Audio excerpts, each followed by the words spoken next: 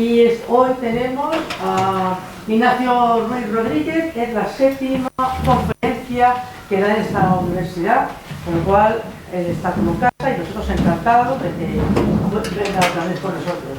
Es licenciado, doctor en Derecho, es catedrático de la Universidad de Rey Juan Carlos, es director de la Cátedra de la Universidad de España en Israel y está también de director como investigador internacional de Derechos Humanos, Migraciones y Fronteras.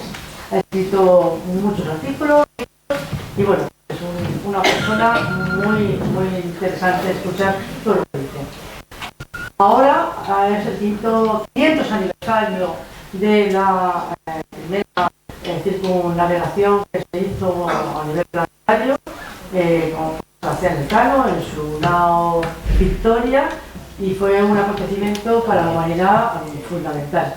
Sobre eso nos va a hablar Ignacio. Dos cosas: el teléfono, por favor, en silencio, y la segunda cosa es que él da la conferencia, una hora o lo que tarde, un poco más, y las preguntas se hacen después. Luego, después de la conferencia, se abren turno de preguntas durante otra hora. ¿De acuerdo? Muchas gracias y bienvenido. Gracias.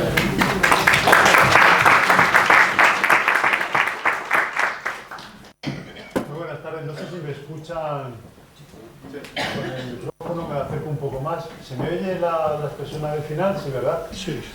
Fenomenal. Pues nada, le he comentado a Elena que bueno, yo pensaba que eran menos, porque me han sabido a poco las 7 u 8 conferencias, pero que espero que sean 70 u 80 las conferencias que ustedes me sigan soportando. Por lo tanto, yo estoy encantado de estar entre amigos, y como estamos entre amigos, pues usaré lo menos posible el lenguaje técnico académico, más que nada para acercarme a todo el mundo. Y como bien ha dicho Elena, pues al final, los que no salgan corriendo a ver ese superpartido en ese magnífico país en donde se respetan mucho los derechos humanos, pues ustedes se van para allá y ven el partido, y los que creemos poco en el fútbol, más allá del fútbol que practica mi hijo, que es lo que a mí sí me gusta y a los demás no, pues creo que esto se está acoplando. Bueno, en todo caso, mientras se repara ese acoplamiento, pues darle las gracias a Eloy, que es ese amigo que sigue contando conmigo para seguir asistiendo a estas conferencias, a Elena, que amablemente se puso en contacto conmigo ante la ausencia de Eloy durante unos días porque se encontraba en Berlín, y muchas gracias a todos los asistentes, porque para mí, insisto, es un honor estar entre amigos, y como he dicho, espero seguir estando. Así que muchísimas gracias. Los antecedentes de lo que es la expedición Magallanes-Elcano, sin lugar a dudas, no se encuentran en tierras hispánicas, sino que se encuentran en esa histórica ruta, o mejor dicho, rutas de la seda, que durante siglos conectaron lo que es Oriente Próximo y el Lejano Oriente con lo que es Europa. Fundamentalmente de aquella zona venían una serie de productos muy demandados en las cortes europeas. Fundamentalmente estamos hablando de especies, lo que es el clavo, la canela, etcétera, y otra serie de productos como es el marfil, como son los paños, etcétera, etcétera. Entonces, durante siglos, lo que son las célebres rutas de la seda estaban conectando todo lo que es Oriente con Occidente, sobre la base de una serie de productos que, como he dicho, son muy demandados en tierra de Europa. Piensen que en algunos momentos de la historia, productos como la canela o productos como el clavo, etcétera, tenían un valor elevadísimo en la Europa occidental, y por lo tanto aquella corte, aquellas gentes que tuvieran negocios con el Lejano Oriente realmente estaban practicando un negocio profundamente lucrativo. Y por lo tanto, la idea de conectar Europa con Asia es un hecho más que constatado, ¿no? Supongo que todos ustedes habrán oído hablar de Marco Polo, este personaje veneciano que en la segunda expedición que la familia Polo realiza a Oriente les va a acompañar, y luego, curiosamente, según cuenta él en sus propias memorias, tuvo una relación muy intensa con el Kublai Khan, incluso le va a nombrar gobernador de lo que actualmente sería la provincia china de Hanzhou. Evidentemente, cuando este personaje, cuando Marco Polo regresa a Europa y en sus memorias, insiste en la grandeza de esas tierras que ha conocido de primera mano, donde ha ejercido ese poder en un territorio y en donde está comentando cuáles son las enormes virtudes que tiene Oriente a la hora de proporcionar productos tan demandados en Europa. Habla incluso de una civilización mucho más avanzada de lo que algunos podían incluso llegar a pensar en tierras europeas. Algunos incluso piensan que todo lo que está transmitiendo es una mera invención, que todo lo que ha escrito, todo lo que ha hablado, todo lo que ha divulgado simplemente ha ocurrido en la mente exclusiva de este personaje. Y es curioso porque cuando se encuentra en su lecho de muerte le dicen: arrepiéntete de todo lo que has dicho, de todas esas mentiras que nos has trasladado, porque te vas a morir y en el juicio que te van a hacer en el más allá irás con pecado. Y dijo: no conté ni la mitad de lo que vi. Está claro que ese atractivo de Oriente ya no solamente está en los productos que se están demandando en Europa, sino también está en esa cultura mucho más avanzada de lo que algunos llegan a pensar. Y en esta ruta de la seda aparecen muchísimas localidades que algunos tendremos en mente, ya no solamente Pekín o Xi'an, sino podemos hablar de la milenaria localidad de Samarcanda. Toda esta ruta de la seda, estas rutas de la seda que está transmitiéndose a través de los documentos históricos y que llegan a Europa. Sin embargo, tenemos un problema. El problema comienza a fraguarse con la caída del Imperio Bizantino. La caída de Constantinopla a mediados del siglo XV en poder de los otomanos significa que de repente hemos taponado la histórica ruta de la seda. Ya no podemos conectar esos productos asiáticos con Europa a través de las típicas caravanas, estas caravanas que están conectando estos productos en estas rutas de la seda de las cuales hemos estado mencionando. Por ejemplo, esta es la situación que nos encontramos en el Mediterráneo oriental, ¿no? En donde ya el Imperio Otomano está reemplazando a ese Imperio Bizantino.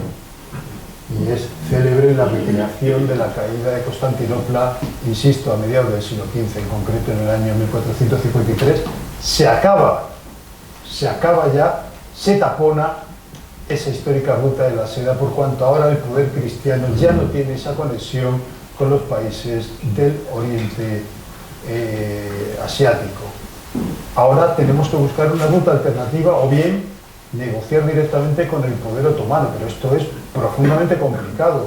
Simplemente baste recordar la célebre batalla de Lepanto en tiempos de Felipe II, cuando su hermanastro, don Juan de Austria, está al frente de esa tropa, de esas naves cristianas, y que se enfrentan con el poder turco, con estas gentes que en ningún caso tienen interés en tener una buena relación con la Europa occidental. De repente los portugueses van a encontrar una nueva vía, y la vía no será otra que circunnavegar el continente africano, llegar a la India y desde allí llegar a las Islas de las Especias, lo que son las Islas Célebres. Es una nueva vía, mucho más costosa en tiempo, mucho más costosa en recursos y sobre todo que tenemos muy presente que no es lo mismo el tránsito terrestre que la vía marítima, ¿no? Por cuanto a las tempestades, el hecho de tener que crear factorías en el continente africano, el hecho de tener que contar con presencia cristiana o asimilada en estas tierras del continente africano, también en zonas de la India, y desde allí usar el trampolín desde la India, desde lo que sería la factoría de Goa, para llegar, insisto, a las Islas de las Especies.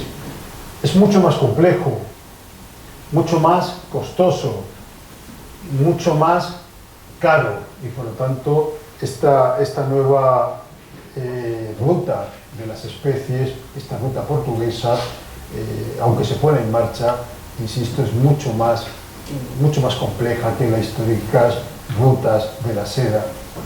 En todo caso, los portugueses están teniendo esta presencia ya permanente en el continente africano, que curiosamente se va a prolongar allá en el tiempo hasta el siglo XX, cuando territorios como la zona de Mozambique, la zona de Angola, la zona de Cabo Verde, todavía permanecerán en manos portuguesas, más allá de lo que luego serían los tratados de Tordesillas, firmados entre la corona de Castilla y la corona de Portugal. De repente, en el siglo XV va a surgir una nueva idea para llegar a las islas de las especies, al territorio de las islas Célebres, y es el proyecto colombino. Colón entiende que el planeta es redondo, él entiende además que podemos llegar a esta ruta de las especies en lugar de viajar hacia Oriente, viajando hacia Occidente, y además él entiende que el planeta, o a través de esta nueva ruta, se llegará incluso en menos tiempo. Él está hablando en apenas unas semanas, estamos ya en esa zona de las islas de las especies. Presenta su proyecto al rey de Portugal, y el rey de Portugal entiende que es algo descabellado, aparte de caro, y aparte de que ya está desarrollándose esa circunnavegación por el continente africano, por lo tanto rechaza ese ofrecimiento.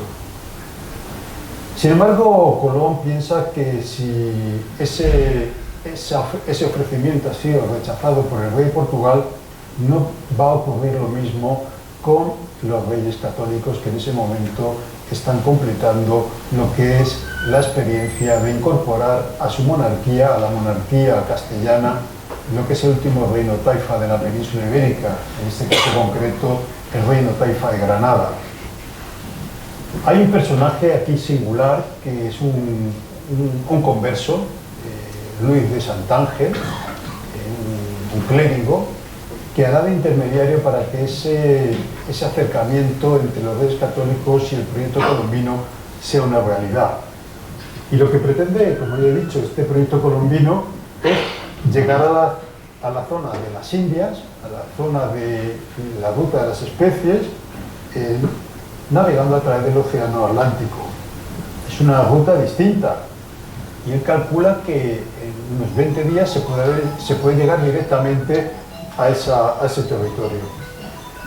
La primera reunión entre los reyes católicos y el almirante Colón, o el futuro almirante Colón, en este momento todavía únicamente Cristóbal Colón, se va a producir muy cerca de aquí, se va a producir en Alcalá de Henares, en el Palacio Arzobispal de Alcalá de Henares, el 20 de enero del año 1486, y gracias a la intervención de este converso, Luis de Santángel, los reyes católicos van a recibir a Cristóbal Colón y este le va a presentar el proyecto colombino. Lejos de rechazarlo como se había hecho en Portugal, entendieron que podría ser viable y por lo tanto le prometieron esa asistencia que demandaba, siempre y cuando esperase a concluir la Guerra de Granada. En ese momento la Guerra de Granada estaba ocupando no solamente todos los esfuerzos de la corona castellana, sino que también estaba ocupando muchas de las rentas disponibles por esta corona castellana. Y por lo tanto se insiste en esperar a acabar la Guerra de Granada para que esto sea realmente un proyecto efectivo. Y esto será a través de las célebres capitulaciones de Santa Fe. Las capitulaciones de Santa Fe, en donde el 17 de abril del año 1492 los reyes católicos disponen. En muchas ocasiones yo he leído el libro de texto, no, se llega a un acuerdo entre Cristóbal Colón y los reyes católicos. Vamos a ver, los reyes no acuerdan con inferiores. Los reyes disponen.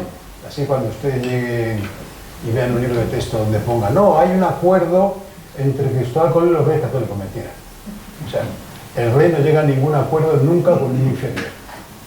Llega a acuerdos, y luego ya veremos si los cumplimos, entre iguales, pero con desiguales nunca.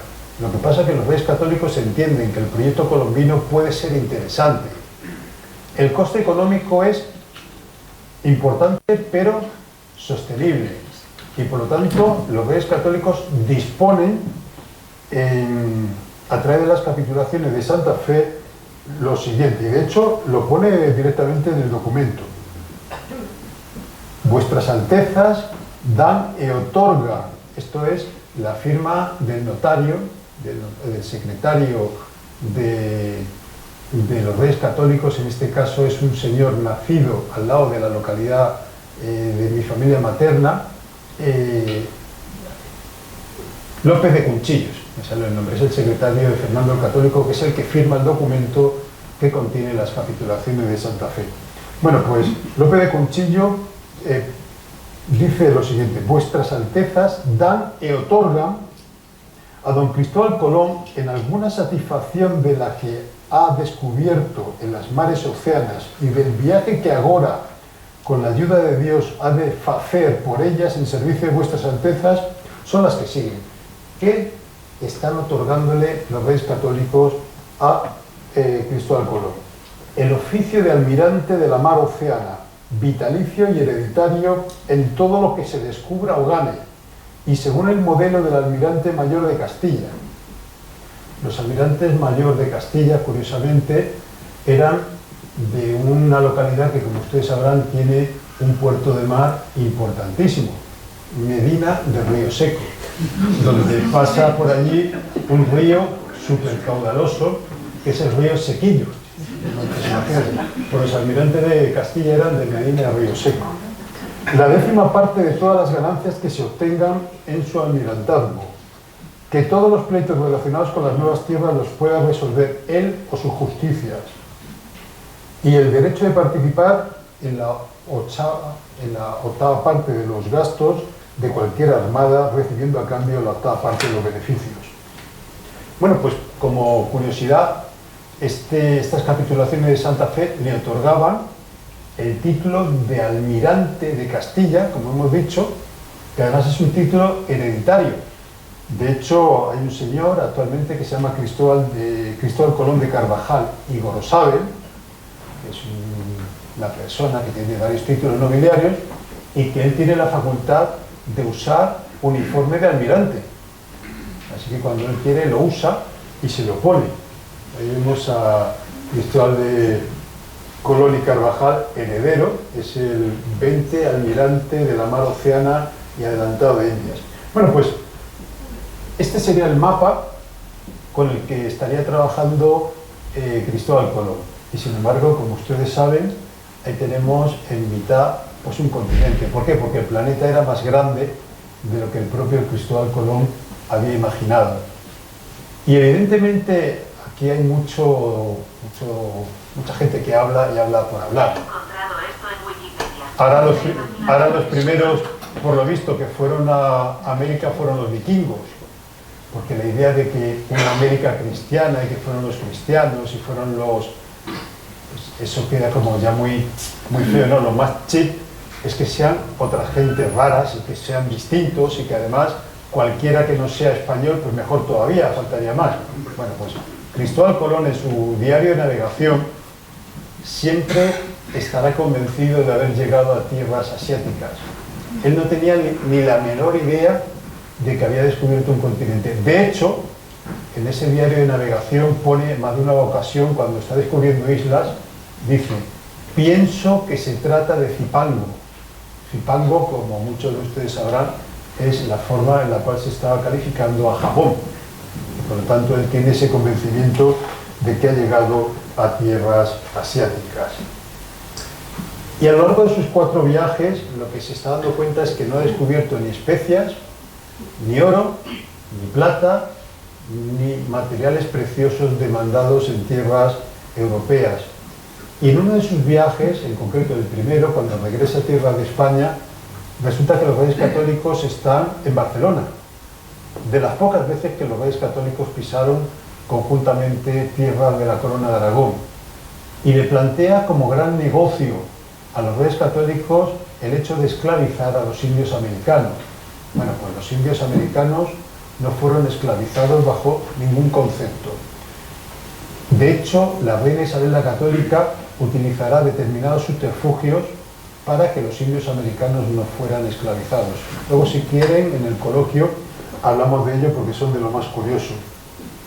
Y este sería el viaje imaginado por Colón.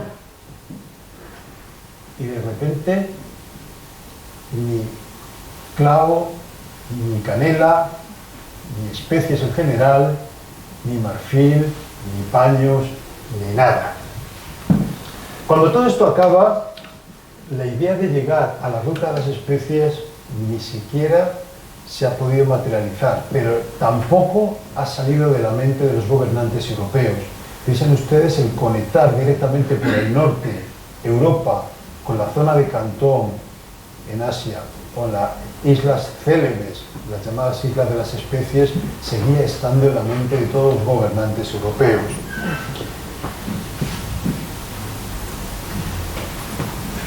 Y pronto surgirá la idea de una nueva expedición que no solamente vaya a tierras de estas Indias que se han descubierto, sino que vaya también pues, a la zona de Asia. Seguía estando en mente. No piensen ustedes que con el hecho de descubrir América, toda esta idea de los productos de lujo, las especies, etcétera, ya desapareció de la mente de los gobernantes europeos. Piensen ustedes que las grandes potencias en este momento son España y Portugal, o mejor dicho, Castilla y Portugal, porque el concepto de España es una cosa que no tiene nada que ver con la configuración política que tiene Castilla o que tiene Portugal en ese momento, por cuanto, conforme a los cronistas, tanto Castilla como Portugal forman España, junto con la Corona de Aragón o el histórico Reino de Navarra. Bueno, pues, si la expedición de Cristóbal Colón se inicia en 1492, apenas 2 décadas más tarde, estamos viendo cómo se pone en marcha una nueva expedición que ya no va a buscar a América. Lo que sigue buscando es la ruta de las especias, y es la que aparece plasmada en lo que son las capitulaciones de Valladolid. Las capitulaciones de Santa Fe de 1492 tienen el mismo estilo, más o menos la misma temática y más o menos el mismo objetivo: llegar a las islas de las especies, llegar a las Indias. Y las capitulaciones de Valladolid se firman el 22 de marzo del año 1518. Estamos viendo a un jovencísimo Carlos I que acaba de llegar a tierras castellanas, o para hacer frente las riendas de la monarquía hispánica. Esta monarquía que tiene una serie de importantes connotaciones. Alejandro VI ya ha firmado las célebres bulas alejandrinas, en virtud de las cuales ha concedido a los reyes católicos, o en este caso concreto a sus herederos, la mitad del planeta, porque la otra mitad del planeta, en teoría, conforme al Tratado de Tordesillas, formará parte del patrimonio de los portugueses. La única obligación que tienen los monarcas hispánicos es la de evangelizar a todas aquellas gentes que se encuentren en las tierras que vaya incorporando a su soberanía. Pero estamos hablando de la mitad del planeta que forma parte, a partir de ese momento y como consecuencia de las bulas alejandrinas, del patrimonio de los monarcas castellanos. Y el objetivo último de estas capitulaciones de Valladolid son muy similares a las contenidas en las capitulaciones de Santa Fe del año 1492. En virtud de estas capitulaciones, se va a adjudicar a Hernando de Magallanes el monopolio de la ruta durante 10 años, la potestad de nombrar gobernadores en las tierras que fueran descubiertas y un 5% de las ganancias de este viaje. Además, es nombrado adelantado y capitán de la Armada para el descubrimiento de la especiería. O sea, aquí no se está hablando de dar la vuelta al mundo, aquí no se está hablando de nada. Se está hablando de la especiería, para que nos entendamos nosotros que somos amiguetes. ¿Qué es la especiería? La ruta de las especies. Llegar a las islas de las especies. Eso es lo que se está pretendiendo con estas capitulaciones de Valladolid. Por otro lado, la corona de Castilla, y no España, la corona de Castilla, podrá, en el caso de consumarse esta hazaña, entrar en el lucrativo negocio de las especies y demostrar, mucho más importante, que estas islas de las especies se encuentran en territorio castellano. Las bulas alejandrinas. Todo lo que hay de aquí para allá es para Castilla. Y si las islas de las especies, conforme lo que dice el Papa, están dentro del patrimonio de los monarcas castellanos, el que quiera especias tendrá que suplicar a los castellanos. ¿Quién va a dominar este negocio? Los reyes castellanos. Evidentemente esto chirriará de primera mano a Portugal y luego con el paso de los años chirriará a británicos, a holandeses, a franceses y a todo aquel que tenga interés en lucrarse con este negocio. Pero en principio lo que se pretende es, oye, bulas alejandrinas me han concedido a mí todo esto, pues voy a por ello.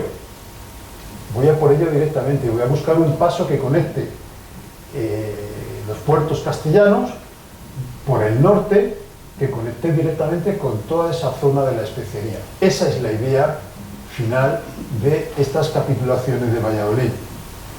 De acuerdo a estas capitulaciones también, Carlos I se compromete a aportar 5 navíos, abastecidos para un periodo de 2 años, y 234 marineros, que finalmente serían 239 los que partieron de los puertos, en este caso primero de Sevilla, y luego estaríamos viendo cómo ya el puerto final sería en la zona de lo que actualmente hoy en la provincia de Cádiz. También en estas capitulaciones de Valladolid, el rey se establece el derecho a nombrar un factor, un tesorero, un contador y escribanos para que controlaran los avances de esta expedición y dieran cuenta de ello a la corona. Y finalmente, lo que es el hecho de partir desde Sevilla, Sanlúcar, Canarias y luego cruzarían el Océano Atlántico. Y estas son las 5 naves: la Concepción, Santiago, Trinidad, Victoria y San Antonio. En la nave Trinidad estaría al frente Hernando de Magallanes, que terminará curiosamente siendo abordada por los portugueses en las Islas Molucas, en donde quedarían 17 marineros como supervivientes. El San Antonio, su tripulación se va a sublevar en la zona del Estrecho de Magallanes, en la zona austral del continente americano, y va a retornar a Sevilla el 6 de mayo del año 1521. El navío Concepción va a ser abandonada y quemada frente a la isla de Bohol, en Filipinas, porque no tenía tripulación suficiente como para hacerla navegar y por lo tanto la queman. La nao Victoria, que será la única que completará la circunnavegación, y el Santiago va a naufragar el 3 de mayo del año 1520 en el estuario del río de Santa Cruz, en lo que sería la Patagonia argentina. Bueno, pues esta es la famosa circunnavegación. El que tenga interés podemos hablar luego de ello largo y tendido, porque hay un montón de puntos que podrían ser interesantes. Pero si nos fijamos, aquí vamos marcando en los distintos puntos las zonas donde ha hecho escala, donde fue herido con una flecha envenenada Hernando de Magallanes, ahí en las Filipinas, y donde muere, y los distintos reconocimientos que se están realizando. Esta es otra imagen similar, esta es otra similar, esta es otra similar, esta es otra similar, y luego hay un personaje, Pigafetta, que es el cronista de la expedición. Muchos de los textos que se utilizarán serán escritos por Pigafetta, que es el que realiza la crónica del día a día de lo que es la expedición de Magallanes Elcano.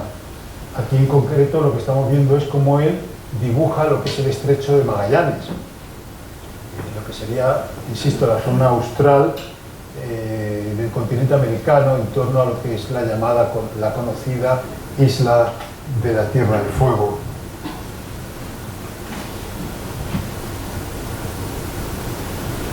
Hay una serie de crónicas en torno a lo que es el derrotero, fundamentalmente cuando tras pasar el llamado Estrecho de Magallanes empiezan a navegar en lo que es el Océano Pacífico.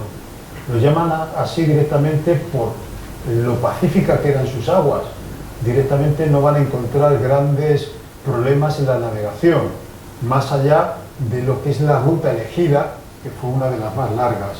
Y evidentemente los víveres se van agotando y la paciencia de los marineros también.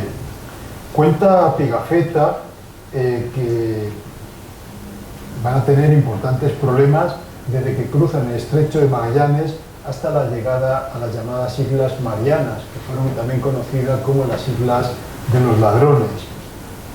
Hablan perfectamente de una hambruna, del escorbuto afectando directamente a la tripulación de los navíos, hasta tal punto que se llegan a pagar cuantiosas cantidades económicas por una rata. El agua se corrompió y los hombres incluso llegaron a comer el cuero que protegía los palos de los navíos. Dice así: la galleta que comíamos, la galleta es una especie de masa de harina, claro, no se podía llevar pan porque entonces, una masa de harina dura, que es, no sé cómo se, las tortas de aceite, pero más gordas y sin azúcar, era solo la harina, esa era la galleta. La galleta que comíamos ya no era más que pan, sino un polvo lleno de gusanos que habían devorado toda su sustancia. Además tenía un olor fétido, insoportable, porque estaba impregnada de orina de ratas. El agua que bebíamos era pútrida y hedionda. Por no morir de hambre, nos hemos visto obligados a comer los trozos de piel de vaca que cubrían el mástil mayor, a fin de que las cuerdas no se estropeen contra la madera. Muy a menudo estábamos reducidos a alimentarnos de aserrín, y las ratas, tan repugnantes para el hombre, se habían vuelto un alimento tan buscado que se pagaba hasta medio ducado por cada una de ellas. Y no era todo. Nuestra más grande desgracia llegó cuando nos vimos atacados por una especie de enfermedad que nos inflaba las mandíbulas hasta que nuestros dientes quedaban escondidos. El escorbuto.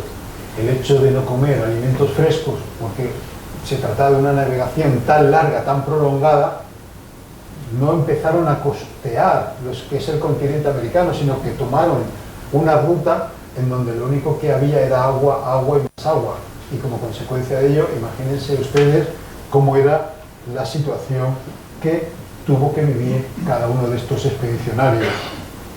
Y finalmente, tras llegar a las Islas de los Ladrones, las famosas Marianas, llegarían tras ellas a las Islas Filipinas, en donde intentaron entrar en contacto con las civilizaciones que allí vivían.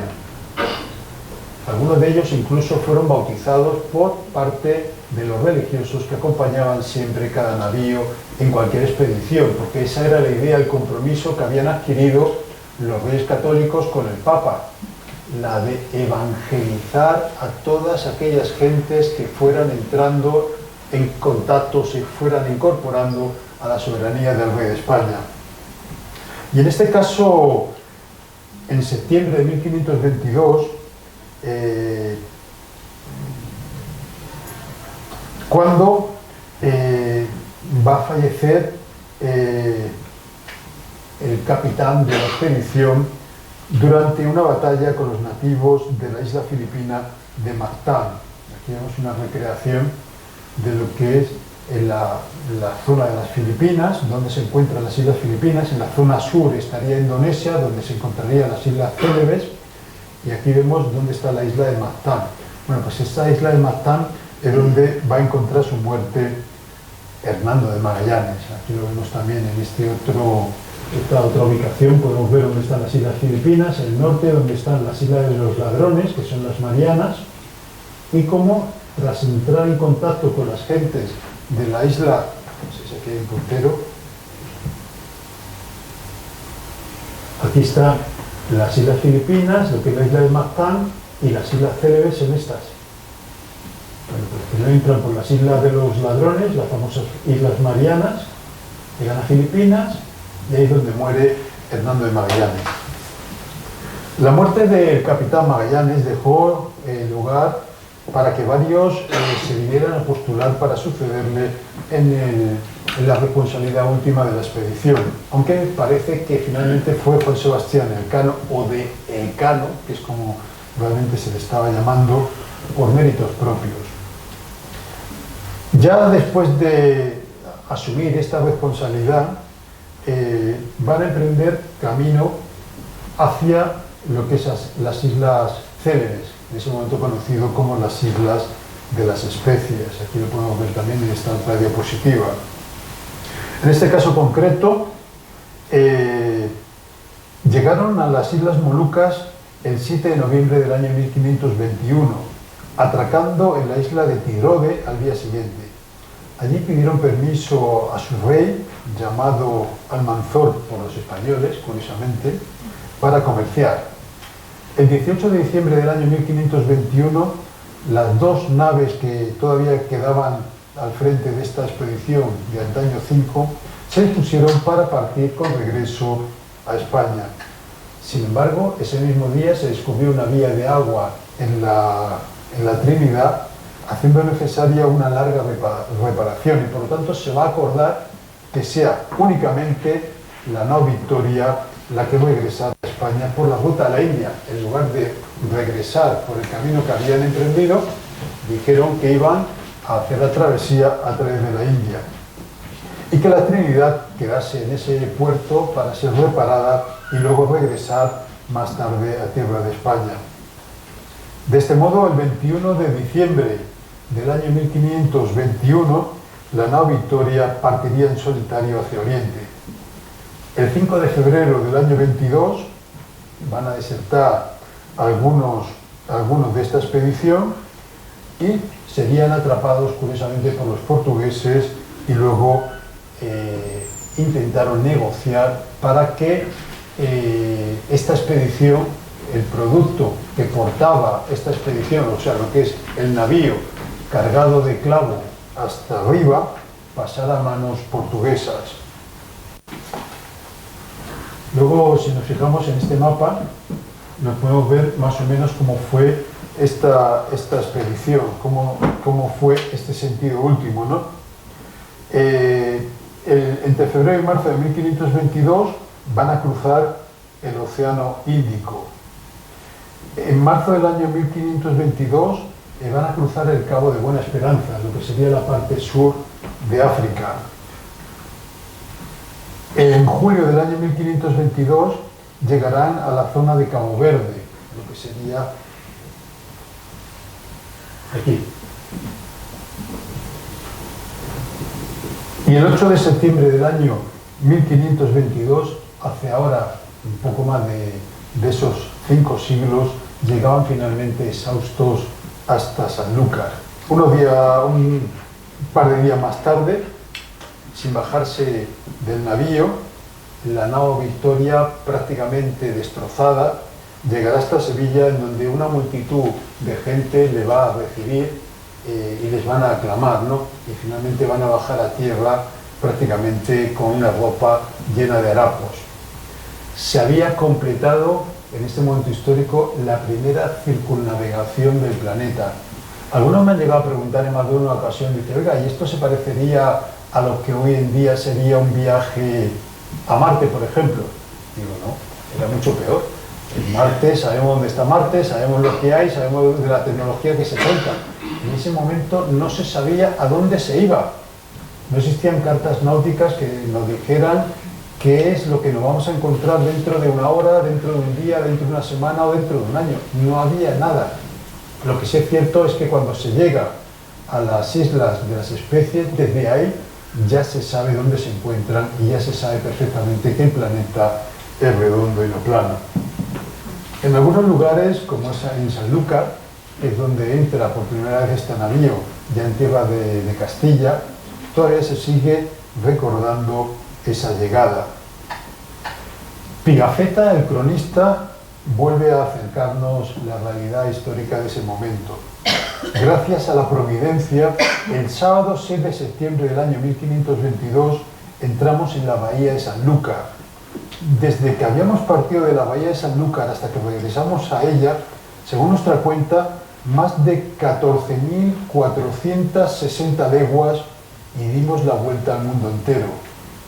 2 días más tarde, el 8 de septiembre, largamos el ancla cerca del muelle de Sevilla y descargamos toda nuestra artillería. Incluso aparece la relación de el origen, de dónde era cada uno de los supervivientes, o como esta recreación de la llegada hasta Sevilla. Habían pasado más de 1000 días desde su partida, casi 3 años. Ya nadie esperaba su regreso. Cuando Carlos I en Valladolid y tras llegar de Alemania fue informado de la hazaña, ordenó que inmediatamente compareciera ante él Juan Sebastián de Elcano, junto con 2 de sus hombres, aquellos de mejor razón. Los 2 elegidos fueron Francisco Albo, el piloto, y Antonio Pigafetta, el sobresaliente. Tras perder muchas vidas, poco más de 2 decenas de supervivientes de esos 234 que partieron en varios navíos pasaron hambre, sed, enfermedades y todo tipo de calamidades. Hay que saber que las especias que llegaron a bordo de la nao Victoria, que como sabemos es la única nao que sobrevivió a la circunnavegación, bastó para pagar todo el coste del viaje, todo, y hubo beneficios. En ese momento ustedes se pueden imaginar la idea de hasta dónde se podría llegar si esas 5 naves hubieran regresado cargadas de especies. Es curioso porque dentro de los títulos nobiliarios que otorga Carlos I a lo largo de su periodo vital como monarca, uno de ellos, posiblemente uno de los más interesantes, sería el otorgado a Juan Sebastián de Elcano, junto con una renta vitalicia que curiosamente nunca pagó, pero el título nobiliario sí que quedó y ahí lo tienen ustedes. Es curioso porque esas aspas que aparecen en el centro no son las aspas de San Andrés, las aspas de Borgoña, sino que son 2 ramas de canela incorporadas a lo que es el título nobiliario de Juan Sebastián Elcano. De hecho, un estudio dice: llenan el campo 2 ramas de canela cruzadas junto con nueces moscadas y clavos de especias, realzado con un casco y una esfera terrestre. Además hay una torre, y sobre todo ello, coronado el escudo, está la esfera terrestre. Y sobre la esfera terrestre, dejando claro para el resto de la historia quién había sido el primero en rodearla, el escudo tenía la siguiente inscripción: Primus circundedisti me, el primero en dar la vuelta al mundo. En mi opinión, la odisea de estos marinos, poco más de 200 marineros que dieron la primera circunnavegación al planeta, o que emprendieron lo que luego sería la primera circunnavegación del planeta, en donde apenas una veintena son los que la completan, se puede tratar desde distintas perspectivas, pero piensen ustedes que a partir de este momento la monarquía hispánica deja de ser una monarquía europea para convertirse en una monarquía universal, ya no solamente por cuanto la incorporación a la soberanía castellana de la mitad del planeta se había hecho sobre la base de esas bulas alejandrinas, sino porque desde este momento, con la primera circunnavegación, la monarquía hispánica se había anticipado a otras potencias europeas entre 1 y 2 siglos. Y por lo tanto, es un orgullo para la monarquía española el hecho de haber sido los primeros en circunnavegar el planeta. Insisto, 1 o 2 siglos antes a que lo hicieran otras potencias europeas. Pero luego hay una serie de cuestiones que a mí realmente me han llamado mucho la atención, sobre todo con esto de las conmemoraciones. Pues bien, somos muy dados a conmemorar cosas, y perdóname la expresión, y bueno, esto la persona que lo está grabando luego lo borrará, no tienen ni puta idea. Es que no tienen ni idea de lo que están celebrando. Claro, cuando hablamos con políticos luego pasa lo que pasa. Claro, el hecho de circunnavegar el planeta y aquí aparezca España, no es España, es la Corona de Castilla. Que sí, que forma parte de España, pero es la Corona de Castilla la primera que organiza una expedición de esta naturaleza y que no iban buscando circunnavegar el planeta. Eso luego fueron decisiones que tomaron, en este caso concreto, Juan Sebastián Elcano, que decidió regresar por la vía de la India, pero podía haber decidido regresar por el camino que habían realizado hasta ese momento.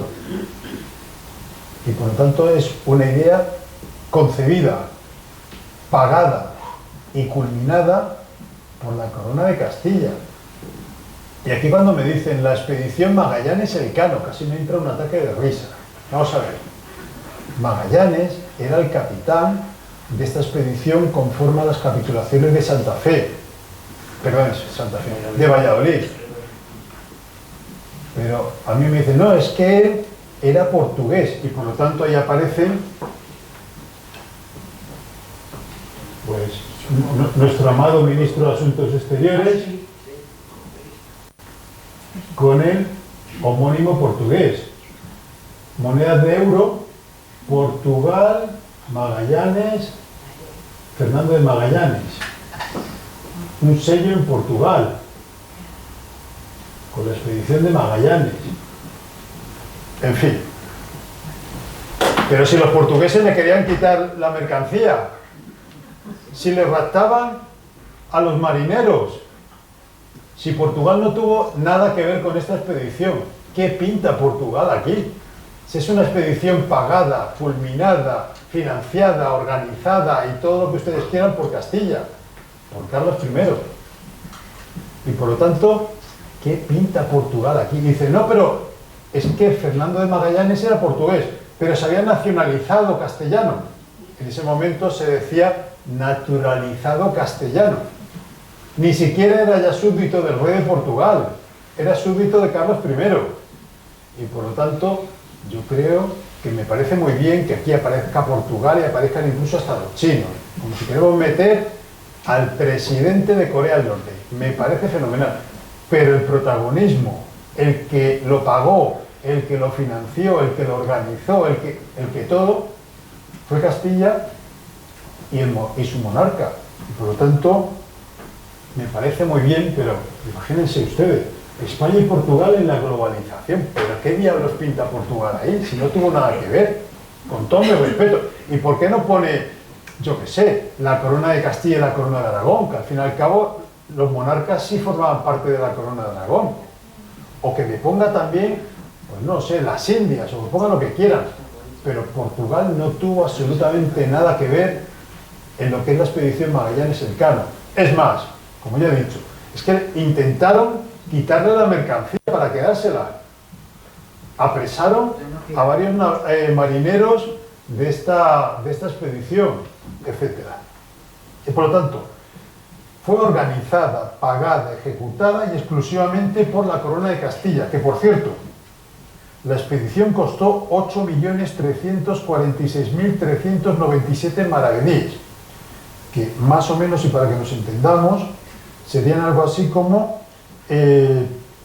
unos 840.000 euros de la época, imagínense, lo que serían 800 y pico mil euros de hace 5 siglos, que da un dineral. Es una auténtica fortuna. Se aprestaron 5 buques, el San Antonio, Trinidad, Concepción, Victoria y Santiago, y en ellos iban principalmente andaluces y vascos, además de muchos extranjeros. Como les he dicho, los portugueses arremetieron contra los expedicionarios. Fernando de Magallanes, sí, era de origen portugués, pero nacionalizado castellano. Juan Sebastián Elcano era de origen guetarense, o sea, de Guetaria, lo que sería actualmente el País Vasco. Y los beneficios de la expedición dieron para pagar todos los gastos e incluso para obtener beneficios. ¿Y qué pasó después de la expedición Magallanes-Elcano, o la expedición de Elcano, que es como sería más justa? Se siguió buscando esa ruta para las islas de las especies, o ya tenían la ruta cruzando el estrecho de Magallanes, islas de los Ladrones, las Carolinas, y luego llegar hacia las... No, se siguió trabajando, se seguía buscando algo que se siguió buscando hasta el siglo XIX, el estrecho de Anián, el paso del noroeste. ¿Qué es eso del estrecho de Anián, el paso del noroeste? Una vez más volvemos a Marco Polo. Marco Polo, dentro de su obra, habla de la existencia del llamado estrecho de Anián, que era una especie de paso por el norte de Europa. Si esto nos fijamos, esta es la cartografía que nos encontramos en el siglo XVII y se está buscando ese paso de Anián. Algunos lo están definiendo más o menos por la zona de Centroamérica, otros piensan que surgiría por aquí. Aquí tenemos Anián, ¿ven? Esto es la mente de los mapas del siglo XVIII. Cuando ustedes vean la cartografía actual aplicada al siglo XVIII, es un error enorme. Piensen ustedes que si ya en el siglo XVI todo el área del Pacífico, o sea, del Atlántico norteamericano, está cartografiada, ya se conoce perfectamente, no será hasta bien entrado el siglo XVIII cuando se sepa cómo es el área del Pacífico norteamericano. De hecho, en un mapa de principio del siglo XVIII, la península de California aparece como una isla. No se ha cartografiado todavía, no se sabe cómo es. La primera cartografía de lo que es el área del Pacífico norteamericano la realiza un marino español, un teniente de navío, Juan Francisco de la Bodega y Cuadra, en la segunda mitad del siglo XVIII. De hecho, creo que en estas conferencias que he dado ya para ustedes, les hablé de la existencia de una localidad en el estado norteamericano de Alaska que se llama Córdoba, por cierto, con V, fundada por los españoles, obviamente. Bueno, pues el estrecho de Anián fue el nombre que en los siglos XVI y XVII se usó para un supuesto paso por la parte norte de lo que sería el continente americano y que enlazaría el área del Atlántico con el Pacífico. Sería una vía directa desde los puertos españoles, por ejemplo, cruzando América por el norte, en lugar de cruzar el estrecho Magallanes por el sur y llegar directamente a lo que serían los puertos de Cantón o las islas de las especies. Aquí hay una diapositiva en donde se ve mejor. Aquí vemos por dónde más o menos circularía ese estrecho de Anián. Se saldría por lo que es la parte de la península de California, que se pensaba que era una isla, y que se enlazaba directamente y que llegaba a los puertos de Europa de ese momento. Aquí vemos otros mapas que perfectamente se puede ver esa existencia del estrecho de Anián. Y como esto no se puede encontrar, entre otras cosas porque no existía, lo que sí se va a usar es una ruta distinta. Se va a usar la ruta terrestre que uniría lo que es la parte central de México entre lo que es la zona de Veracruz en el Atlántico con la zona de Acapulco en el Pacífico. A través de un camino real, lo que se hacía era puertos europeos, llegábamos a la Veracruz a través de Cuba, La Habana, Veracruz, cruzábamos a Acapulco, subíamos hasta San Blas y de San Blas saldría lo que sería una serie de nuevas expediciones. La más importante de ellas, la protagonizada por Legazpi. Legazpi llegará a las llamadas Islas de Poniente. Ya eran conocidas a través de la expedición Magallanes-Elcano y su nombre era las Islas de Poniente. Cuando llega Legazpi a las Islas de Poniente, les va a cambiar de nombre. Le va a poner por nombre el de Filipinas.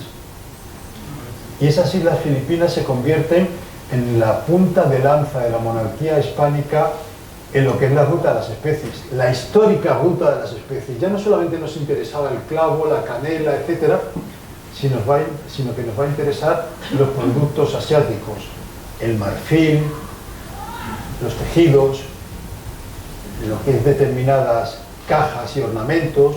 Estos productos asiáticos que tanto interesan van a venir a través de un navío que ustedes ya conocerán, el Galeón de Manila. Y a través del Galeón de Manila, ¿se acuerdan ustedes dónde vas con mantón de Manila? Pues no era de Manila, era chino. Hay un gobernador de la provincia de Cantón en China, que de repente cambia de forma radical los métodos de pago existentes en ese territorio. Hasta ese momento lo que había existido era el intercambio, el trueque, o pequeñas monedas que apenas si se usaban. De repente decide que los pagos se van a realizar en plata. Pero en aquella zona no había plata y llegaba en contadas ocasiones. Entonces, ¿de dónde sacamos la plata? Pues la plata se la van a proporcionar los españoles. Los españoles habían descubierto importantes minas de plata en Nueva España. Los españoles usaban esa plata mexicana, la llevaban con el Galeón de Manila hasta Filipinas, y desde Filipinas allí recibirían los productos asiáticos, todo lo que es la tradicional ruta de la seda. Ya no se va a realizar a través de la parte terrestre bloqueada por el Imperio Otomano, tampoco en gran medida por los portugueses a través de la circunnavegación de África, sino que la nueva ruta de la seda se va a centrar en las Islas Filipinas. Los españoles llevaban la plata mexicana a través del Galeón de Manila. Los chinos, sobre todo de la zona de Cantón, se preocupaban de llevar todos los productos asiáticos a Filipinas y allí se producía el trueque. Los chinos obtenían la plata que necesitaban como método de pago y los españoles traían a tierra de España a través del Galeón de Manila, Acapulco, cruzaban Veracruz, Veracruz-La Habana, La Habana los puertos de Andalucía. Pero, ¿y quiénes se encargaban de hacer ese cambio? ¿Cómo se hacía ese cambio entre los productos españoles, la plata española, y los productos asiáticos? Pues cuando llegan allí los españoles ya conocen la existencia de una serie de chinos asentados en Filipinas y que luego se va a producir una especie de llegada masiva de estos chinos que se van a asentar en Filipinas para este próspero negocio. Son los llamados sangleyes, hasta tal punto que estos sangleyes todavía a día de hoy viven en Filipinas, son de origen chino, de generaciones, luego ya asentados y de generaciones se han convertido en filipinos, pero su origen es chino. Los sangleyes eran los que realizaban el negocio tan importante de lo que son los productos asiáticos tan demandados en tierra de Europa. Incluso tenían su propio barrio, el Parián de los Sangleyes, era el barrio de los Sangleyes, donde se producía, insisto, este intercambio. Y lo que es la existencia del Galeón de Manila significó la desaparición de la búsqueda todavía de ese estrecho de Anián, ese paso del noroeste. Tampoco. A lo largo del siglo XVIII se van a realizar muchísimas expediciones en la zona del Pacífico norteamericano. Son las expediciones de Kimber, Bodegue Quadra, Bustamante y Guerra, y la que ustedes seguramente conocerán, la expedición de Alessandro Malaspina, que tuvo mucho que ver con la búsqueda de las especies, etcétera, etcétera, especies animales, de plantas, etcétera. Bueno, pues hay un documento que yo encontré, que reproducí en una de mis publicaciones, en donde Bustamante y Guerra y sobre todo Alessandro Malaspina escriben a la corte, escriben a Carlos IV pidiéndole instrumentos de medición por cuanto creen haber encontrado ese estrecho de Anián en la zona de Centroamérica, lo que luego será el Canal de Panamá. Y algo muy importante, ahora que lo español parece que no está de moda porque quieran estatuas y todo lo español en Estados Unidos parece que no está de moda, y la zona de la América hispana pues más de lo mismo. Miren, este es el Pacífico en el siglo XVIII. Los primeros en llegar a tierras de Australia no fueron los anglosajones, fueron los españoles. De hecho, los españoles bautizaron al continente de Australia como Bahía Botánica, y luego los británicos curiosamente lo llamaron Botanic Bay. Los primeros en llegar a las islas Sandwich del norte, ahora conocidas como Hawái, fueron los españoles. Los primeros en llegar prácticamente a todos los lugares del Pacífico fueron los españoles. Otra cosa es que luego esto se haya olvidado, ¿no? Pero no está de más recordar, ahora que estamos recordando esta expedición tan importante, la primera circunnavegación del planeta, que coincide en cuanto a sus resultados últimos, ahora este año de 2022, no está de más el recordar cómo los españoles aportaron a todas las ramas de lo que es la ciencia y sobre todo a la civilización, lo que es estas grandes experiencias que luego, sin lugar a dudas, contribuyeron a cambiar en positivo al mundo. Muchísimas gracias.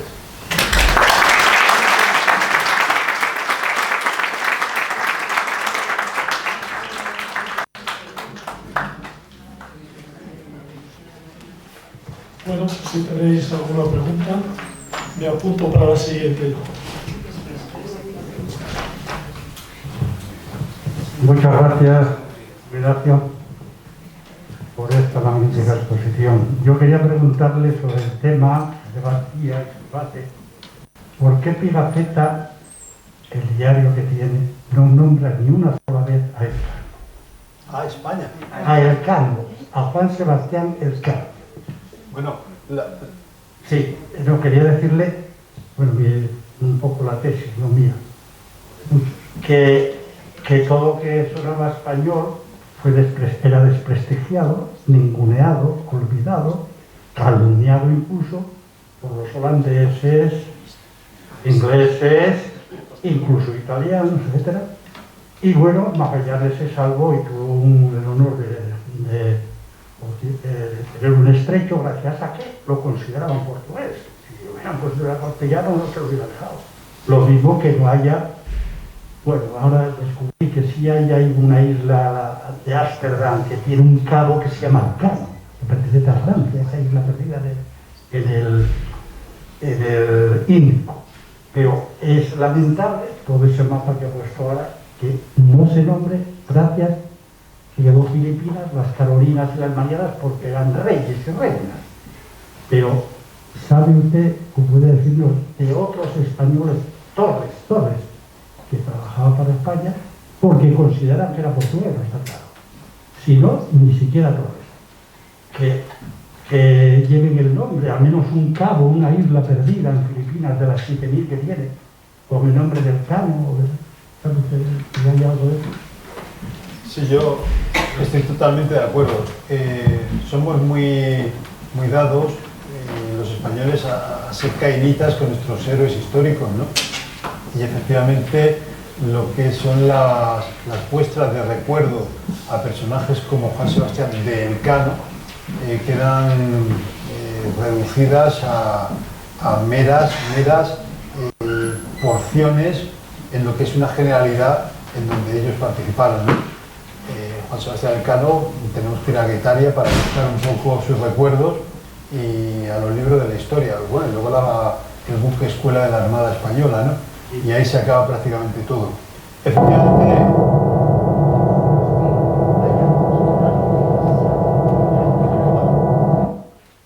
Efectivamente lo que se ha dicho es real, ¿no? Las Islas Carolinas, por aquello de que hacen recuerdo a monarcas, o las Islas Filipinas, porque hacen recuerdo a monarcas, prácticamente ahí acaba todo, ¿no? Cierto es que que se podría haber hecho de otra forma. Pigafetta era de origen italiano, pero en aquel momento Italia como nación no existe. Italia es una creación del siglo XIX, y lo que es la relación habitual entre Italia y España es muy cercana. Y sobre todo, no olvidemos, por ejemplo, que territorios como Sicilia, Nápoles o Cerdeña han pertenecido más tiempo a una monarquía hispánica como es la Corona de Aragón que a la propia Italia. Italia, estamos hablando de 2 siglos, apenas 2 siglos, y sin embargo Sicilia forma parte de la monarquía de la Corona de Aragón desde el siglo XIII, ¿no? Y por lo tanto desde el XIII al XVIII estamos hablando de 5 siglos de existencia dentro de una monarquía hispánica, ¿no? No se le ningunea por ser italiano. Yo creo que simplemente Pigafetta lo que está haciendo es una especie de confección de un diario de navegación de los lugares donde van entrando, está haciendo una descripción de lo que se va encontrando, lo que es la rivalidad con los que quedan de la expedición, pues hace que a veces obvie lo que es la situación del Cano. El Cano además fue elegido de una manera quizás por descarte, ¿no? Ya no quedaba otro que pudiera llevarnos a un puerto seguro, y luego finalmente acaba concluyendo la expedición, ¿no? Yo creo que más que esa rivalidad lo que existe es el último que ha llegado. O sea, no era el gran intelectual de la expedición como fue Magallanes, o aquellos que habían estado al frente de cada uno de los navíos como fue al principio, sino que llegó por descarte. Y por esa situación casi le trata como si fuera una especie de persona sin la importancia que tuvo. Sí, pero lo curioso es que en el diario ni lo cita. Entonces hay gente, historiadores y tal, que opina que fue podado, puesto que no se intentó el diario tirar. Fue censurado en Europa por los manuscritos siguientes, las ediciones siguientes, para ningunear, vamos a olvidar el Cano, pero que creen que en el original sí lo citaba lógicamente, porque tuve varios meses con él, era de los 18. No, y aparte el propio emperador les hace llamar. Claro. Y le otorga ese título nobiliario. Que ¿De eso hay algo fundamentado? Nada. Es lo mismo que la expedición de Malaspina y Bustamante y Guerra. Es una expedición monumental que si esto hubiera ocurrido, por ejemplo, en el mundo británico o en el mundo estadounidense, habría sido algo, una epopeya. Y sin embargo, cuando regresan, Bustamante y Guerra acaba de gobernador de la banda oriental, y Malaspina incluso acaba encarcelado. Y toda la documentación de la expedición pasa a dormir el sueño de los justos, hasta que luego finalmente es rescatada, ¿no? Nadie sabía lo que había sido esta expedición, que es tan importante para la historia de España, ¿no? Porque es una de las más importantes expediciones que se han desarrollado a lo largo de los tiempos, a la búsqueda de especies, a la búsqueda de animales, a la búsqueda de plantas, etcétera, etcétera. Es muy importante. Y sin embargo, uno acaba en la cárcel, otro tiene suerte porque además se va de lado e incluso pasa muy por encima de lo que es su relación con Malaspina, Bustamante y Guerra, y es que acaba en la banda oriental, acaba en lo que actualmente sería Uruguay, lejos de lo que es tierra de España. O sea, estos héroes a veces ni siquiera son anónimos, es que son protagonistas por haber sido encarcelados. Bueno, y para terminar, no molesto más, quería comentar esto de los políticos actuales, los de Costa y el embajador. Por parte de Portugal, reconozco que quieren espiar o de alguna manera compensar el enorme despiste que tuvieron primero con Colón y después con Magallanes. Sí, entonces es lógico que ellos ahora tapen todo eso y saquen la nacionalidad de Magallanes, hasta de Colón, no sé si lo saben.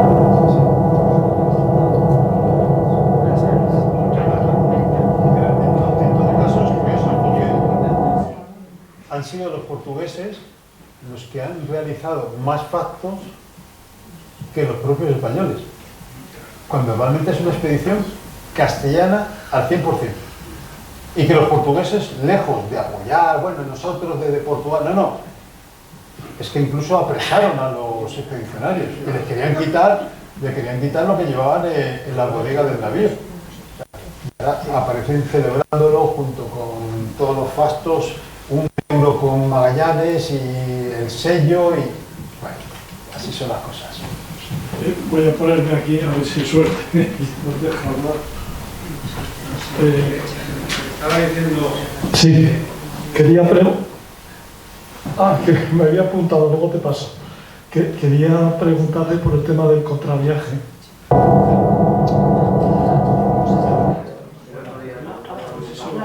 El tema del contraviaje, para Colón fue fácil encontrar la ruta de vuelta, porque los vientos fueron propicios, ¿no? Pero en el Pacífico, era lo que llamaban el lago español, ¿no? Pues parece que fue difícil, había que subir muy al norte y tal. De todas maneras, los pueblos del sur de China, ya 5 siglos antes de que fuese descubierta América y fuese esta ruta, ya eran buenos navegantes y ocuparon todos, o viajaron por todas las islas de Oceanía y llegaron incluso hasta Madagascar, en África. Supongo que haciendo la ruta de cabotaje lo más posible, pero hacían travesía. No se plantearon, tanto los portugueses como los españoles, si conocían alguna ruta de vuelta a los pueblos chinos que al fin y al cabo colonizaron toda esa zona, y Magallanes se planteó lo de intentar buscar vientos por el norte antes de hacer toda la circunvalación de África. ¿Otra vez se lo plantearon o se pareció algo difícil? No, la idea era viajar hacia Occidente, porque circunnavegar África era la ruta que ya dominaban los portugueses y por lo tanto la descartaron. O sea, no iban a intentar hacer esa ruta porque está en medio de Portugal y por el elevado coste que tendría crear factorías a lo largo de todo el continente africano, ¿no? Eso ya lo tenían los portugueses porque desde mediados del siglo XV lo estaban haciendo, que viene a coincidir con el tapón que lo que son los otomanos habían ocasionado con la caída de Constantinopla. Ya no se podía conectar Europa occidental con Asia a través de las rutas terrestres. Entonces, la idea de los portugueses está clara. Ya lo vemos con Vasco de Gama y otros circunnavegando África. La opción que aquí se plantea es exclusivamente navegar hacia Occidente. Y el hecho de llegar a América, bueno, ya Balboa ya había descubierto el Pacífico, se sabía que en la zona de Panamá, al otro lado, había ya otro océano, que era el que denominaron Mar del Sur, y estuvo llamándose Mar del Sur a lo largo de todo el siglo XVIII, luego ya de cambiar el nombre. ¿Por qué? Porque aquí en Europa tenemos el Mar del Norte, y ese era el Mar del Sur, y por lo tanto. Esto lo llaman Pacífico por la tranquilidad de las aguas. Pero claro, en lugar de ir bordeando para luego cruzar, lo que hacen es cruzar directamente, pensando que iban a encontrar algún tipo de isla, alguna tierra, etcétera, en donde establecer lo que llamaban ellos la guada. La guada era llenar los barriles de agua fresca y luego pues algún producto fresco, verduras, etcétera, ¿no? También es cierto que se pensaba que el planeta era como unos 10.000 kilómetros más pequeño. Claro, esos son varios días de navegación. Por lo tanto, a partir de lo que es la expedición Magallanes-Elcano ya se sabe lo que es la extensión real del planeta. Luego las corrientes, esto sí se puso muy al uso con lo que es el galeón de Manila. En principio se tenía que buscar unos vientos favorables y sobre todo las corrientes marinas que permitieran lo que es el tornaviaje, que es como lo llamaban ellos. El tornaviaje era, vale, llegamos a Filipinas a través de una serie de escalas en lo que son las Marianas, las Carolinas, etcétera. Llegamos a las Islas Filipinas, allí hacemos el trueque, la plata mexicana con los productos asiáticos y luego tenemos que hacer el tornaviaje.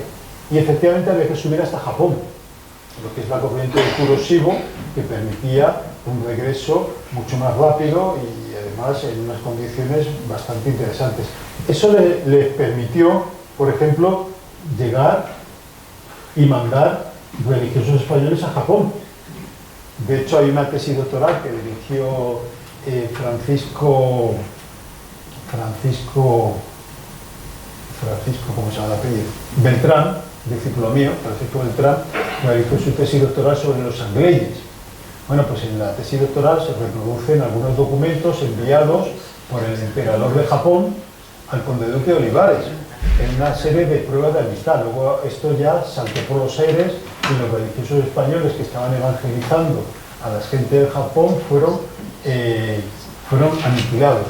Pero en lo que son las Filipinas, no solamente encontramos a los sangleyes que venían de la zona de Cantón y desde la zona de Cantón están trayendo los productos asiáticos, sino que también a través de una serie de juncos, de estos navíos usados fundamentalmente por los chinos, pero también por otras zonas de gente de la zona de las especies, están llegando a Filipinas. De hecho, los españoles establecieron factorías también durante una época en la isla de Formosa, no solamente en ese periodo de Felipe II, cuando Portugal se ha incorporado a la monarquía de los Habsburgos, sino también incluso cuando Portugal no era aliada de España, sino todo lo contrario. Bueno, pues hay factorías que se establecen en la zona de Japón, en la zona de la China continental, de lo que es Cantón, y en la isla de Formosa, ¿no? Que luego todo esto se va a replegar nuevamente a Filipinas por el coste económico que tiene, ¿no? Pero desde Cantón o desde las islas de las especies están llegando los productos enviados por ellos mismos. O sea, por la gente de las especies, de ahí las célebres, están yendo a los distintos lugares, fundamentalmente a Manila y a Cavite, me salió el nombre, en donde están establecidos puertos bastante prósperos, no solamente en Manila, sino Cavite. Llega la gente de Cantón, la gente de las célebres, el galeón de Manila, en la ruta Veracruz-Acapulco, a veces sube hasta San Blas, cruza el Pacífico, aquí lleva la plata mexicana, que están usando en Cantón como moneda de cambio, para evitar lo que es el trueque. Ellos traen el famoso mantón de Manila, lo que son productos de Cantón, desde aquí lleva las especies, tornaviajes, Acapulco, Veracruz, La Habana, y llegaban a Sevilla y desde aquí se repartía pues, por toda Europa, ¿no? Vamos, esa es la estrategia. No hemos encontrado el estrecho de Anián. De hecho, hay expediciones que salen de San Blas, digamos a la isla Bodegue Cuadra o de Nuca, que luego ahora mismo la conocerán ustedes como la isla de Vancouver, y desde Vancouver, o la isla de Nuca, que es como se llamaba, ahora hay un pequeño islote que se sigue llamando Isla de Nuca, y se llama de Nuca o de Nuca, y está San Lorenzo de Nuca. ¿Por qué? Porque ahí habitaban los indios Nuca. Bueno, pues, y se ha ido. Y desde aquí lo que vemos es, se sube hasta Alaska. ¿Por qué? Porque esto ya lo comentamos aquí, los rusos han saltado a la zona de Alaska y los españoles están haciendo tapones, ¿no? Pues ya que estamos haciendo expediciones por toda esta zona, vamos a buscar el estrecho de Anián, que tiene que existir el estrecho de Anián. Toda expedición que se realiza está buscando el estrecho de Anián. La expedición Malaspina, Juan Sebastián Elcano, Magallanes Elcano, la expedición, dentro de las instrucciones, llegar a la especiería, tal, no sé qué, pero busca también el estrecho de Anián, que seguro que está por ahí. Quimper, tienes que ir y acabas llegando a Hawái, etcétera, etcétera. Busca el estrecho de Anián. Bodega y Cuadra, busca el estrecho de Anián. Todos los que están realizando expediciones al Pacífico norteamericano o a través del Pacífico, buscar el estrecho de Anián, que tiene que estar, porque lo decía Marco Polo, tiene que existir el estrecho de Anián. El estrecho de Anián no existe, pero todas las expediciones, todas, llevan como instrucción la búsqueda del estrecho de Anián o el paso del noroeste, que luego ya sería en el siglo XX a través de los submarinos o con el deshielo. Y en la época de verano, claro. Ahora es cuando ya hay incluso barcos que de estos de pasajeros y de gente turísticos y tal, lo mismo que van al Perito Moreno en Argentina, se van a la zona polar buscando ahí cruzar lo que es el planeta por el norte. Y como sigamos contaminando, ya eso será como ir a Hawái, vamos. No sé si te he contestado con... Sí, o sea que si hubiesen insistido en el paso del norte, hubiesen encontrado el contraviaje ellos mismos, hubiesen acabado. Sí, sí, claro. Lo que pasa es que en lugar de decidir regresar por donde hemos ido, dice, bueno, estamos ya en las Célebres, aquí. Y aquí ya sabemos cómo funciona. Con lo cual podemos ir costeando el continente africano, Sí, ya lo sabían por lo huyendo de los portugueses, porque los portugueses tenían conocimiento de que aquí estamos, y si no salimos, de hecho en un puerto donde han parado, están en contacto con los portugueses, hacen un intercambio y pagan con clavos, que era lo que llevaba la bodega del navío hasta arriba. Y claro, los portugueses se dan cuenta que va el barco cargado de clavos y lo quieren apresar. Lo que pasa es que Juan Sebastián Elcano se da cuenta de esto y sale, y cuando van a apresar el barco ya se han marchado. Pero vamos, que los portugueses estos de celebrar, pero si eran enemigos. Es como si se ponen ahora los rusos a celebrarlo también, porque resulta que en el navío pues había un ruso. Pues lo mismo. Sí, pero... ¿Cuánto se tardaba, comercialmente hablando, desde Sevilla hasta... No lo sé.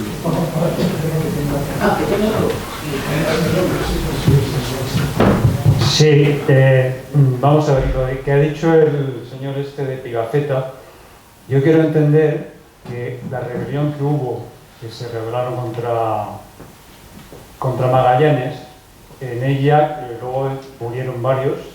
El Magallanes consiguió dar la vuelta a aquella rebelión, que parece que se lo iban a por él, pero él consiguió inteligentemente darle la vuelta, y entonces se hizo con el triunfo, ¿no?, por llamarlo de alguna manera. Entonces Elcano estaba en esa sublevación. Entonces Pigafetta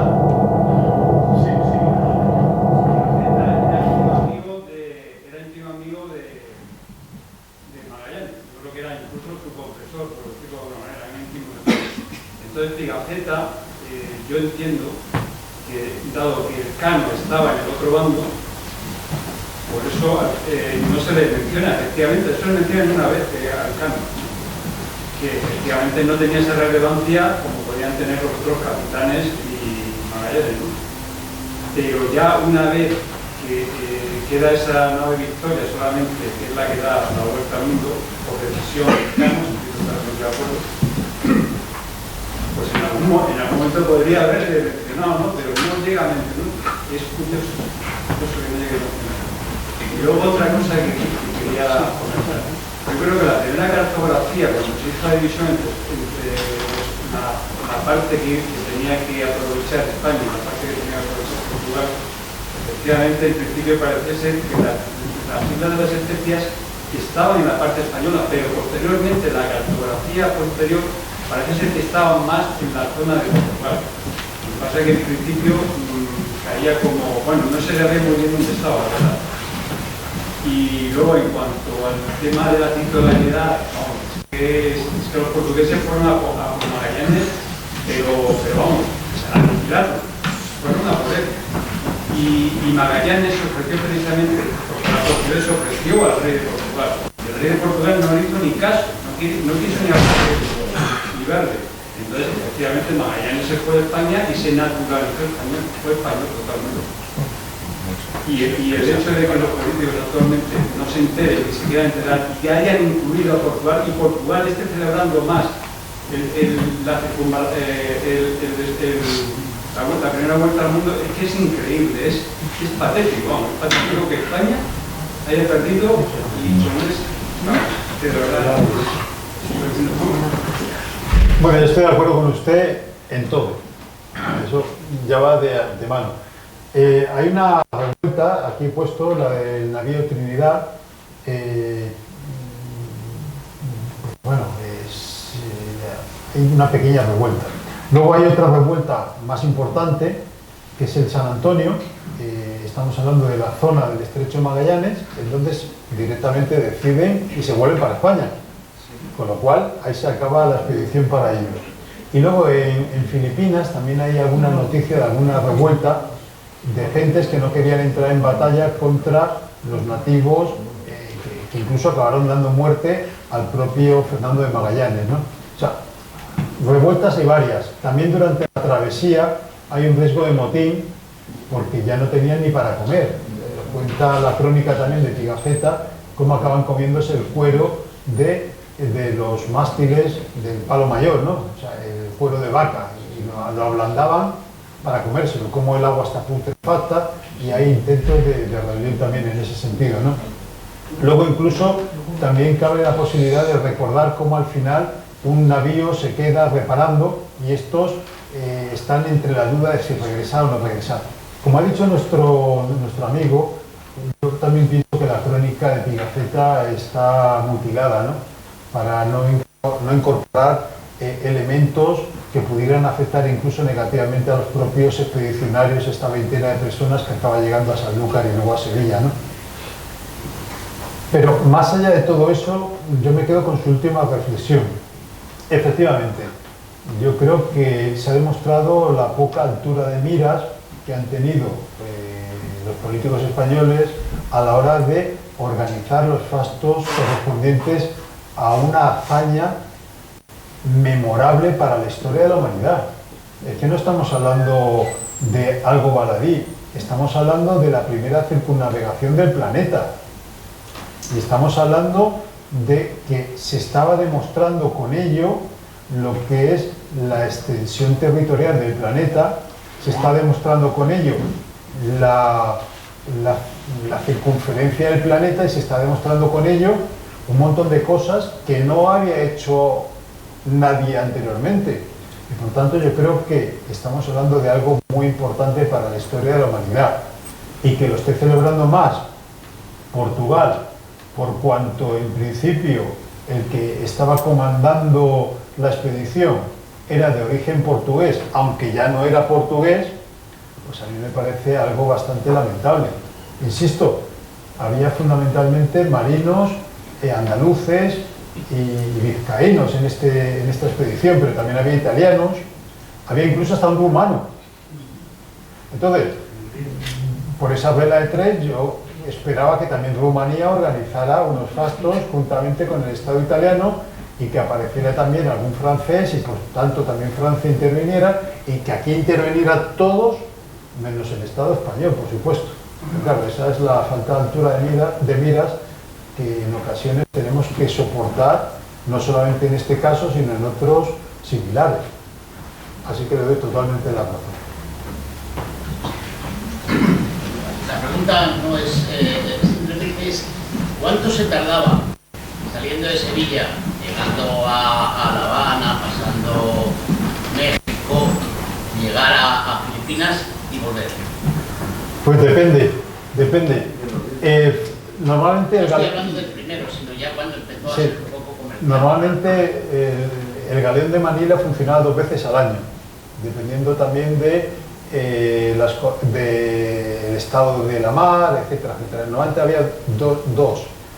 En ocasiones solamente había uno y en ocasiones no había ninguno.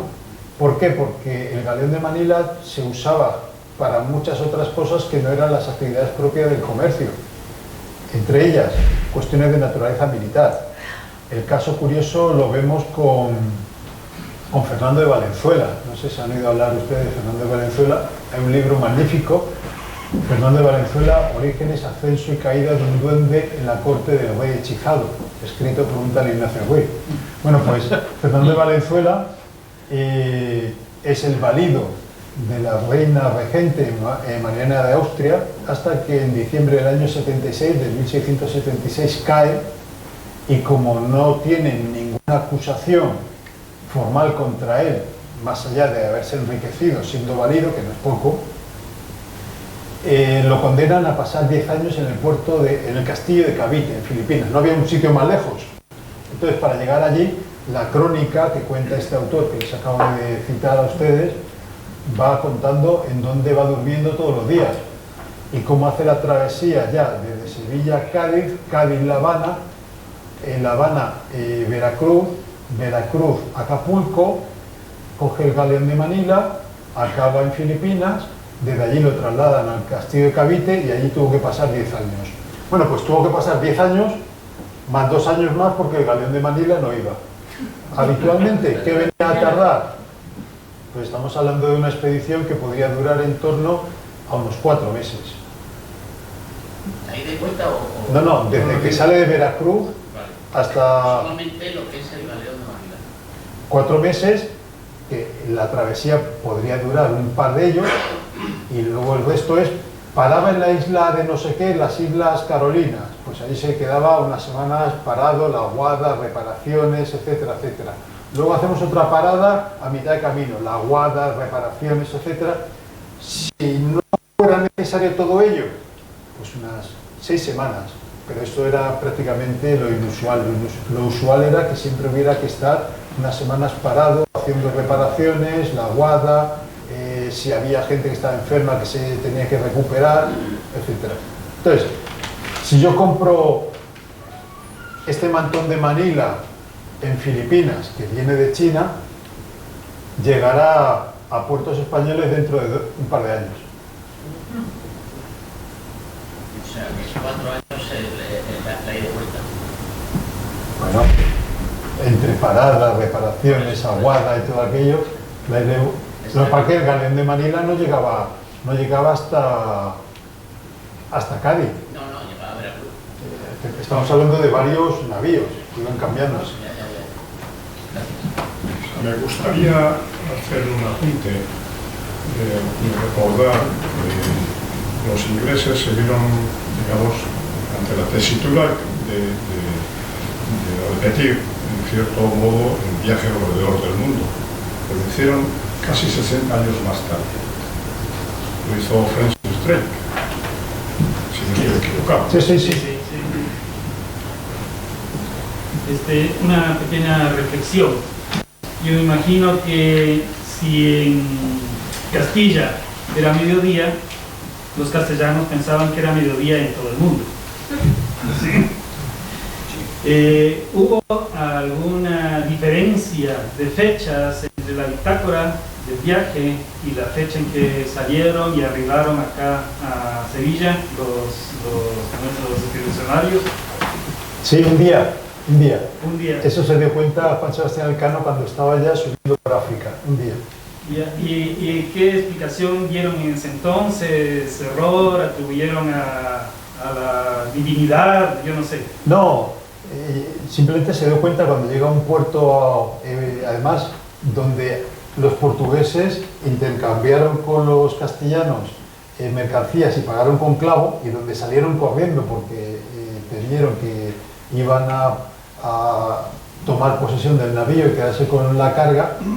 Juan Sebastián Elcano se da cuenta, y en el cuaderno de bitácora está inserto, y Pigafetta también habla de ello, creíamos haber llegado tal día, pero era otro día, y era por el cambio de horario, ni se habían dado cuenta, simplemente pensaron que se habían equivocado en algo.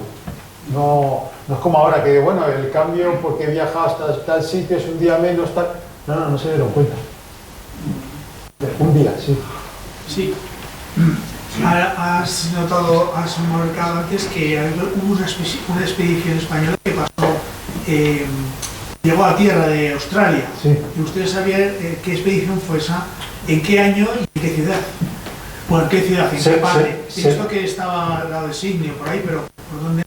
Se la podría dar, ahora mismo de memoria no, pero se lo puedo dar porque en mi libro sobre las expediciones a la Alta California no solamente hablo de lo que son las expediciones al Pacífico norteamericano, sino también otras expediciones que se realizan a lo largo de... Bueno, si tuviera el pendrive que uso normalmente para clases, lo tengo, y si usted quiere, tiene mi correo electrónico que lo he puesto al principio, Ignacio Rey, me lo recuerda y yo se lo mando. Y todas las localidades de lo que sería Oceanía, o todos los territorios de Oceanía, donde los castellanos, e insisto, los castellanos, no los españoles, llegaron antes que otras potencias europeas. Es muy habitual atribuir a Cook algunos descubrimientos que no son tales, sino que ya tiempo antes habían estado ahí los castellanos. Pero si usted tiene interés, yo se lo paso. Esto no fue Malaspina. Alessandro Malaspina ya estamos hablando del siglo XVIII. Es que cuando en Nueva Zelanda pasó, o sea, sé que estuvo por Nueva Zelanda, porque te lo dicen cuando estás viendo una zona, te dicen que Malaspina lo vio y pensó que eran islas, que no era una isla completa, sino que era un río, era un trozo de mar, y él pensó que era un trozo de mar en vez de un río. Sí, lo que pasa es que antes Malaspina es una expedición ya a finales del siglo XVIII y las grandes expediciones de la monarquía se están desarrollando en la parte central, sobre todo en la década de los 50, 60 del 18. O sea, antes de la llegada de Malaspina, seguro que hubo otro. El Bacara no lo recuerdo. ¿Hay alguna última pregunta? Bueno, pues entonces, te quiero agradecer.